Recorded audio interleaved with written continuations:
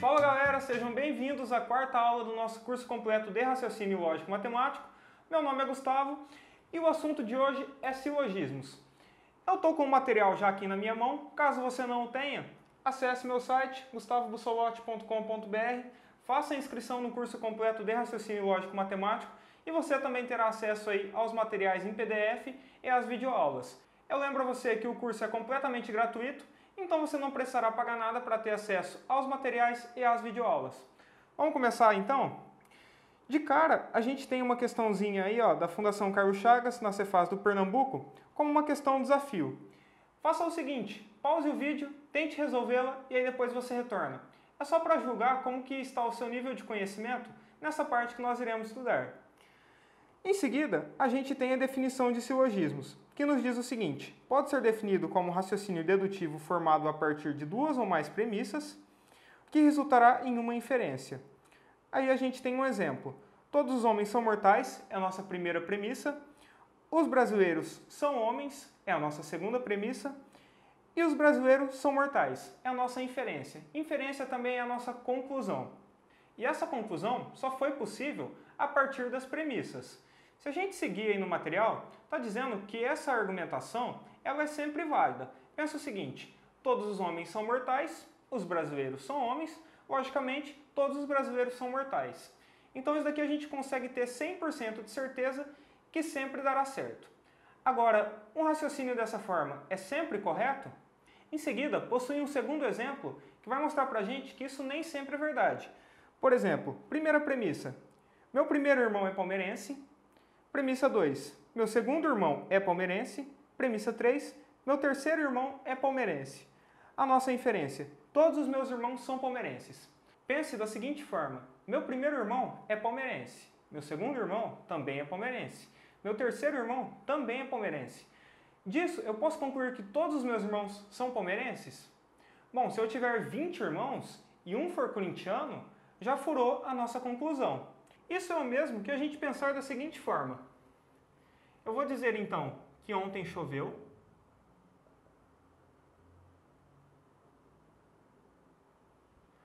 Depois eu digo que hoje está chovendo.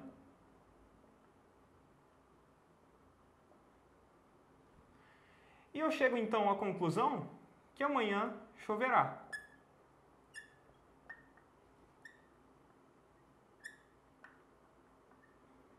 Então eu tenho aqui a minha primeira premissa, minha segunda premissa e aqui a minha conclusão. Se ontem choveu, hoje está chovendo, eu posso concluir que amanhã choverá? Eu não posso, né? Isso daqui é o que a gente chama de falácia. É um argumento que parece ser verdadeiro, mas no fim ele contém ali alguma falha, alguma exceção que pode tornar aquilo falso. Toma cuidado com isso, que algumas bancas gostam de abordar a parte de falácias, principalmente nas alternativas. É o que acontece, por exemplo, com a Fundação Carlos Chagas, quando ela pede ali um necessariamente, um é possível garantir que. Eu já falei disso na aula passada. Quando a gente tem alternativas que parecem ser verdades, a gente pode estar caindo no caso de uma falácia. Ela tem a cara de ser verdadeira, mas ela pode ter alguma exceção que invalide aquilo lá e a gente marcar aquela alternativa e na verdade estaria incorreto. Tá, professor, mas e o que isso tem a ver com o que a gente vai estudar hoje? Bom, isso daqui são alguns conceitos que a gente tem um pouquinho soltos dentro da parte de silogismos, mas que é importante a gente saber. Por exemplo, as 3 últimas questões que nós resolvemos na aula anterior, na parte de álgebra das proposições, a gente tinha já algo parecido com isso daqui.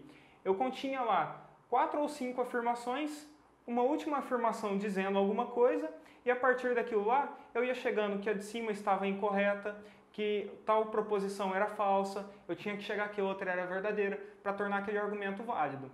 Então isso a gente já viu um pouquinho. Isso daqui não vai ser o nosso foco na nossa aula agora de silogismos. O que a gente vai focar em estudar será uma outra parte, que é o todo, o nenhum, o algum. E aqui dentro do algum a gente vai ter o caso especial do algum não é. Então eu vou ter o algum é e o algum não é. E é isso que a gente vai começar a estudar agora. Pessoal, esses conceitos, eles são simples, porém eles podem dar um nó na cabeça da gente na hora que nós estamos resolvendo questões. O primeiro que a gente vai estudar é o todo A é B. O que eu tenho então? O A vai ser um conjunto, o B vai ser outro conjunto. Então eu posso pensar da seguinte forma: todo brasileiro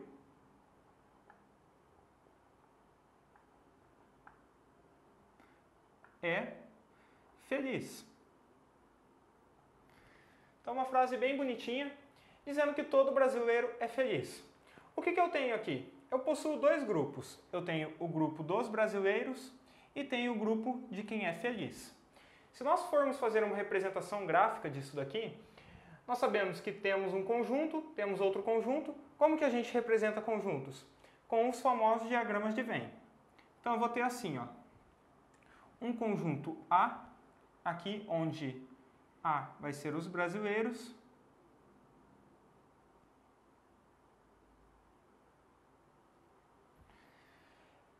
eu estou dizendo que todo brasileiro é feliz. O que eu vou fazer aqui então para representar o conjunto dos felizes? Se todo brasileiro é feliz, você concorda comigo que esse conjunto tem que estar dentro do conjunto das pessoas que são felizes? Então a gente terá isso daqui, ó. Aqui será um conjunto B das pessoas que são felizes. Então aqui, ó, eu tenho todos os brasileiros. O que eu posso tirar daqui? Por exemplo, se eu falo Gustavo é brasileiro.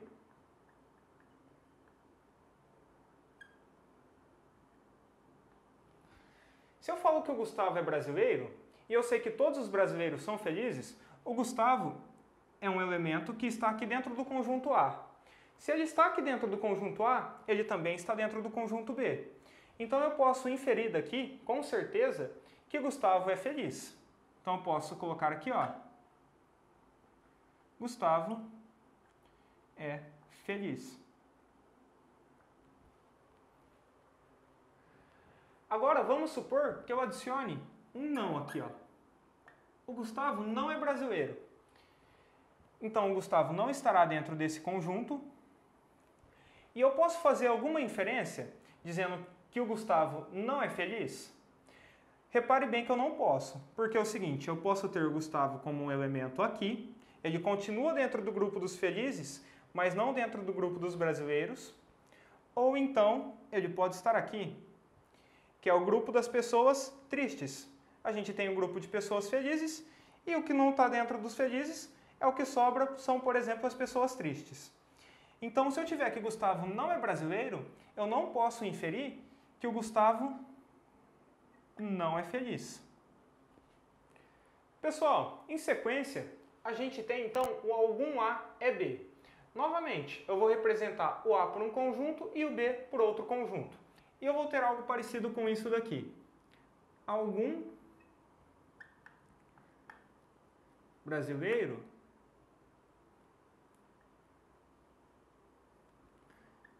é feliz.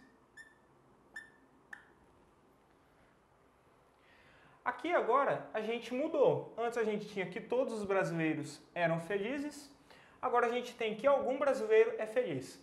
O algum, ele também tem um sinônimo, pelo menos um.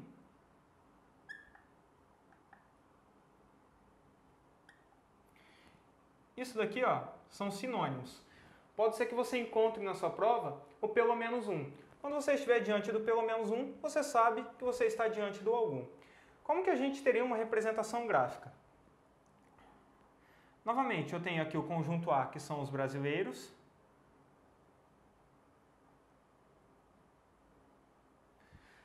E agora, como que eu vou desenhar o meu conjunto B? Eu posso ter o caso dele estar envolvendo todo o conjunto A? Se você disse que não, você errou, porque ele vai ter um caso especial que eu posso envolver todos. Mas o comum é ele ser isso daqui, ó. Aqui a gente tem o conjunto B, que é o conjunto das pessoas felizes.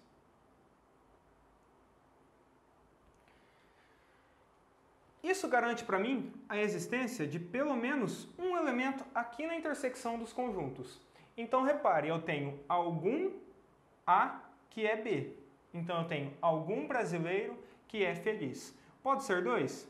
Pode. Pode ser 3? Pode. Pode ser infinitos? Pode. É algum. Se eu tenho pelo menos um, então está ok. O que eu não posso ter é essa intersecção aqui vazia. Porque isso daqui diria para mim que nenhum A é B. Reparem no seguinte, eu disse para vocês que eu posso ter o seguinte, ó, o conjunto A sendo o conjunto dos brasileiros e aqui o conjunto B das pessoas felizes. Aí você fala, professor, mas esse daqui não é a representação gráfica do todo? Sim, é a representação gráfica do todo. Todo A é B. Mas repare que se todo A é B, algum A é B. Eu tenho que todos os elementos de A pertencem ao conjunto B. Então eu posso dizer que algum elemento de A pertence ao de B. Então repare que esse daqui é um caso especial para o algum, onde eu tenho o todo. Eu tenho que se todo A é B, então algum A é B. Vale o contrário? Se você não entendeu, eu tenho o seguinte, ó. Eu tenho que todo A é B. Eu posso tirar daqui que algum A é B.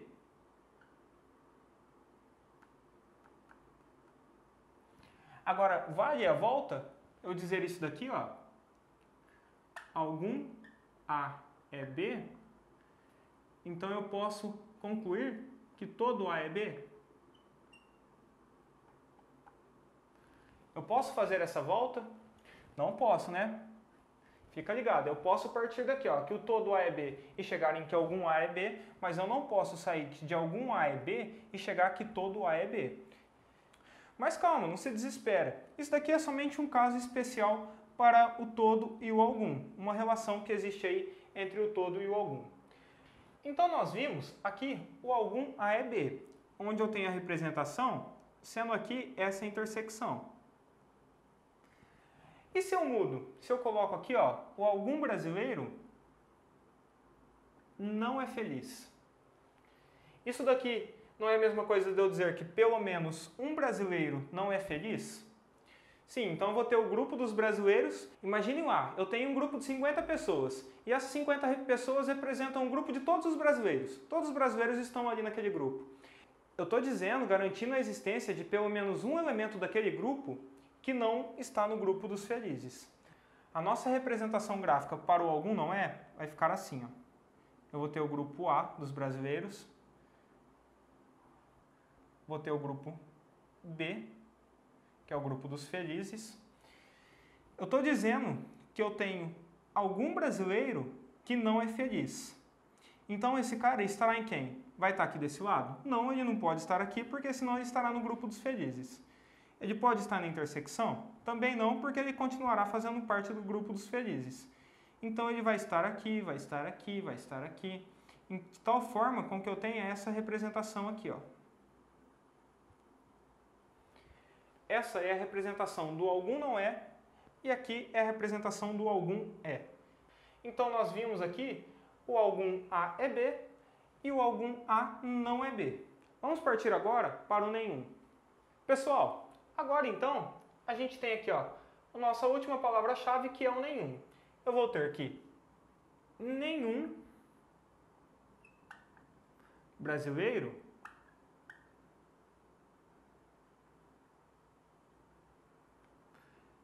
é feliz.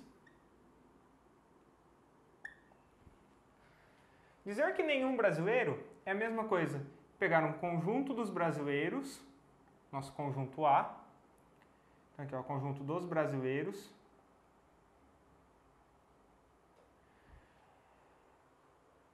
aonde eu vou ter agora o meu conjunto das pessoas felizes. Eu posso ter alguma intersecção com esse conjunto?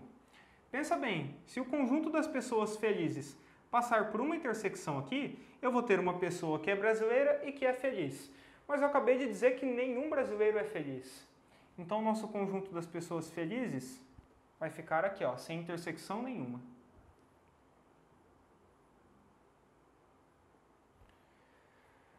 Ah, professor, se eu tiver uma pessoa aqui, ela é brasileira e ela não é feliz. Se eu tiver uma pessoa aqui, ela é feliz e com certeza não é brasileira. Agora, se eu tiver uma pessoa aqui, eu posso garantir que essa pessoa é brasileira? Não. Posso garantir que essa pessoa é feliz? Também não. Então, tome cuidado com o que o exercício traga para você. Então, eu posso ter aqui, ó, nenhum brasileiro é feliz, eu tenho a existência de uma pessoa aqui dentro onde ela não é feliz. Esses conjuntos não se interseccionam. Se eu adiciono um não aqui, eu falo que nenhum brasileiro não é feliz. Ah, professor, aí deu um nó na minha cabeça. Bom, pense o seguinte. Na hora que a gente estudou lá a álgebra de proposições, tinha uma proposição, uma equivalência, que era assim, a negação da negação de P é igual a P. Ah, professor, mas eu não tenho uma negação de uma negação. Bom, eu possuo uma negação aqui e possuo um nenhum. Um nenhum não é uma negação, mas é algo que a gente pode tirar. Se eu não tinha ninguém aqui dentro antes, agora eu vou passar a ter.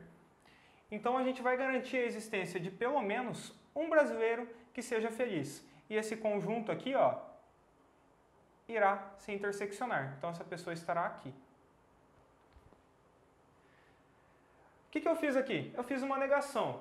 Ah, professor, mas eu não vi ainda a negação do todo, do nenhum, do algum não é. É o que a gente vai estudar agora, as negações desses quantificadores especiais. Na hora que eu passei para vocês, que João não trabalha na posição pela conjunção, que a gente tinha lá. Hoje é domingo e está chovendo. Aí na hora que eu pedi para você negar, eu falei que